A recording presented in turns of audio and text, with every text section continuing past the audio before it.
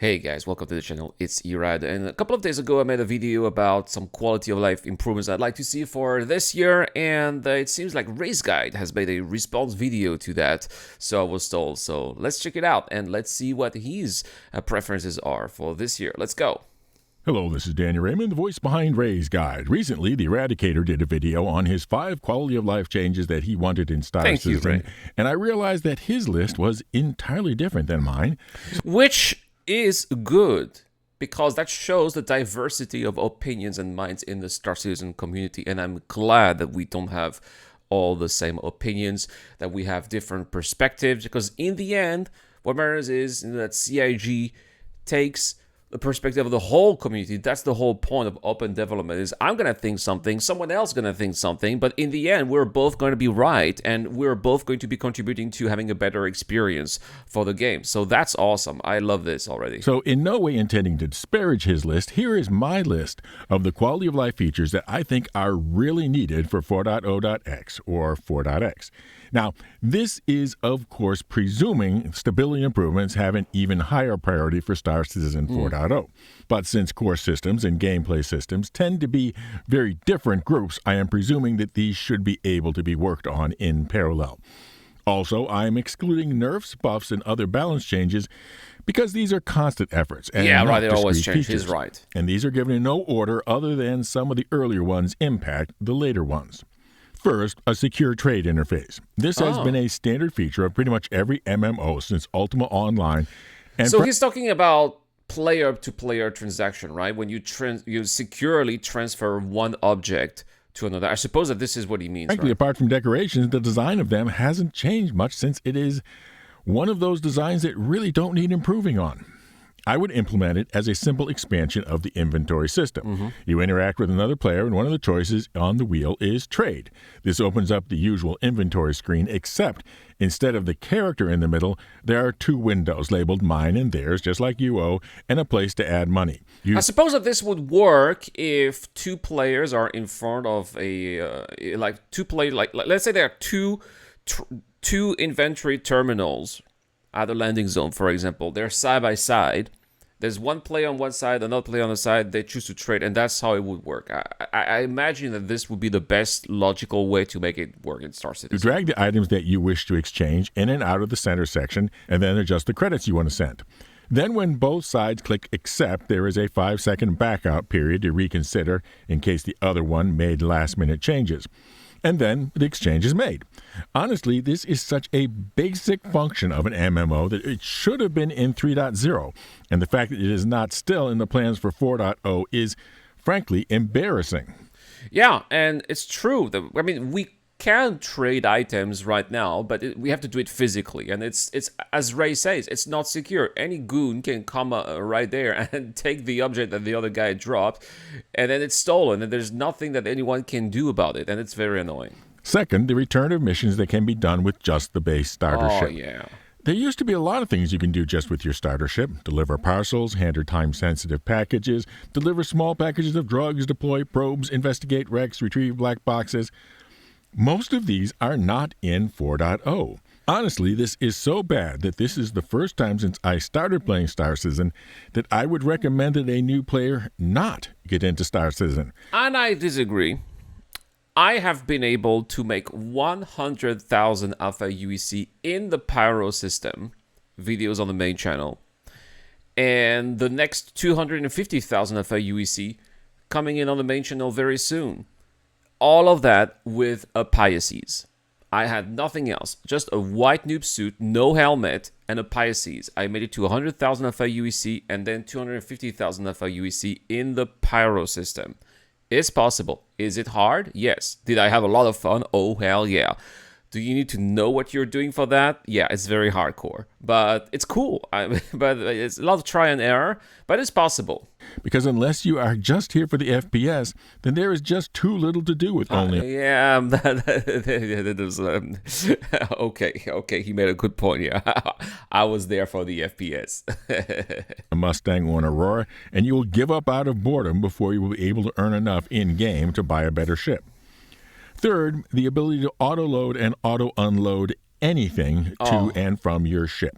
Oh yeah, that's I mean, you take a mission of like 80 or 90 SC, you have to put them everything in your... So annoying. Not to mention that you damage your ship in the end. It's really annoying. Commodities, mission cargo, non-mission cargo, salvage components, whatever.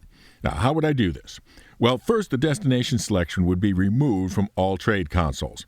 You trade to and from the local inventory only.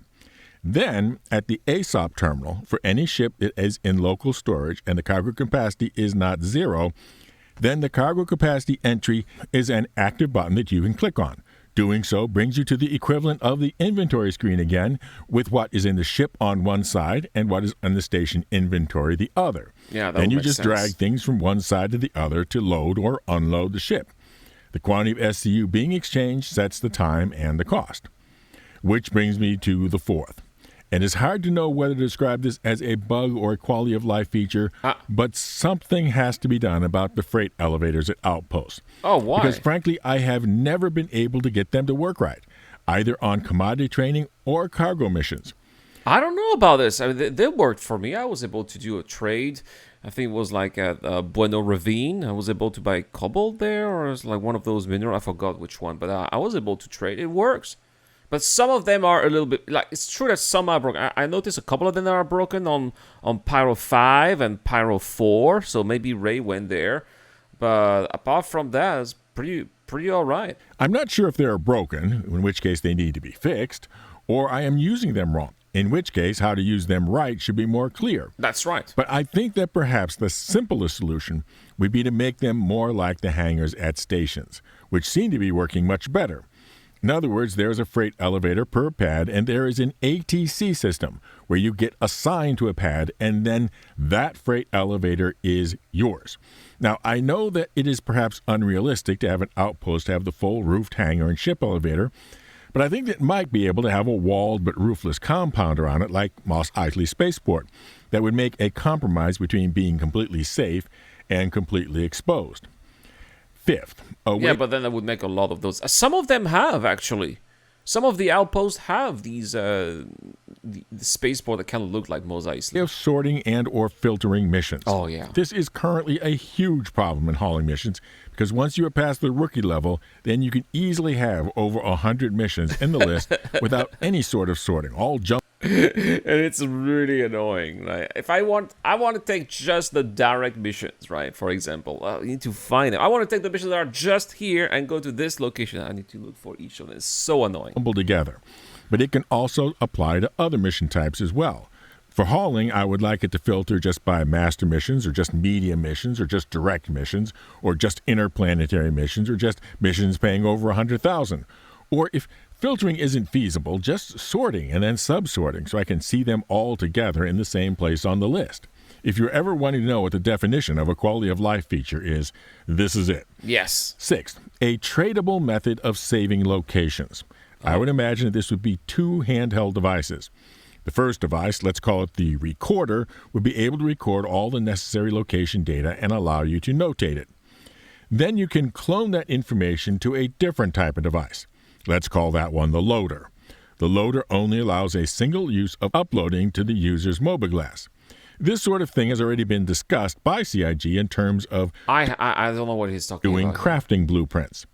This mechanism will finally allow us to have a genuine exploration gameplay, that if a player can find an interesting location, then be able to trade that location, both in terms of being able to sell. Oh, so he talks about places that you find in the verse, and then you can sell them. Yes. CIG did say that it would. I mean, eventually it will happen. It would be great, right? Imagine you find a place with a lot of good minerals. You know, you can't mine them all because there's like so many rocks of gold, right? Some other people might be interested in buying that location, of Sell course. the full rights to the location by trading the recorder, or to sell an individual use by trading the loader. I saved this one for later because it needs a secure trading interface in Item 1 and counts as a gameplay that you can use your starter ship mentioned in Item 3. This would completely unlock both an entire ecosystem of emergent exploration gameplay and also create an easy pathway for exploration missions. Seventh, a way of bedlogging on other people's ships. Oh, it used to be possible before. It is possible. The reason why CIG don't do that is because people are exploiting. people bedlock on other people's ship, and then they come back. They're like, surprise! I'm in your ship. This is just going to get worse and worse with the increasing number of big multi-crew ships and necessary roles on those ships. And that's the reason why all those ships have beds, so that the crew can sleep there and come back, and the ship You already can have persist. systems for regen, where if the regen point you set on a ship is no longer in the game, the regen point reverts to your main regen point. And the same system can be applied to bed logout locations. I've also, in another video, described further features to have the captain drop you off along the way, but if they just implement the basic ability, it would do so much. Eighth, the way for traders to see prices on a particular commodity without having to exit the game and go to some third-party site like UEX or Galog. Or you can become a Patreon or YouTube members and have access to my full Star Citizen Alpha 4.0 trade sheet, where I've been to every single location and I have noted every single base prices for purchase and sale, and you have everything at your fingertip. It's not like I don't like player-created sites, but it is immersion breaking. My preferred means of doing this would be a map overlay. Absolutely. Pick a commodity and you'll see an overlay with pairs of bars. The height of the bar represents... CIG did that a little bit. In the journal, we used to have prices for, but it was the things were ridiculous. Like med supplies were okay, but they were telling us like processed food. I mean, who buys processed food? It's ridiculous. But they were telling, there was a little bit of that function here. They just never fully integrated it. Represents the strength of supply or demand, and the color being the price, green to red. So straight away you can see how to plan a commodity route between a tall, bright green bar and a tall, bright red bar. Number 9 is the ability to create your own cargo missions. Oh, yes. Say you have 1,000 SCU in your hangar, you need them transported. You don't want to do that yourself, because other people are there, right? Have other players do that. Get some kind of insurance on the cargo in case you get lost. And there you have it. You have immersion. You have, player-to-player gameplay. That's what it is, right? This would be done from a kiosk in the cargo center at any of the major stations that have cargo centers. You would simply specify your destination and the level of mission you want this to be. Presumably the junior, senior, master missions would cost more, but presumably get you a more experienced player taking the mission. Once again, we're looking at an adaptation of the inventory system. You grab items from the inventory side into the container side, and it creates the mission. Now, from the player standpoint, accepting the mission, this will look no different than any other mission. And it would just look like a mission, so the players aren't specifically interfere with other players by griefing their cargo missions. This would add a lot in terms of the ability to keep multiple things up in the air, and would be a way to really play the commodity tycoon. And to make 10, the looking for group features. Oh, yes. This was... Yes, right? Because now if you were looking for a group, there's only one way. It's the chat, and most people ignore you in the chat anyway. Included in the Social Universe panel at CitizenCon Manchester, along with a lot of other features. But while all those other features are important, I believe the LFG feature is able to be implemented first and independently from the others without presenting trouble for the rest of the planned social content. MMOs have had some sort of group formation method, even if it is rudimentary as an LFG channel, right all the way to the first ones ever. And there's already a party system in the game, right? So you're looking for a group, you can just, the party leader might just be adding you, looking in the list of people who are looking for groups, see your name, add you, boom, that's it. Anyway, 10 really interesting quality of life features that could be indeed added to the 4.0 4.x branch, maybe even this year. I like this. CIG, please hire this man as a producer. All right, guys, tell me what you guys think in the comment section down below of those IDs. I love them. I'll put the link in the comment section down below for you guys to check the original video. Subscribe to Race Guide. He's awesome, and I'll see you guys in the next one. Cheers.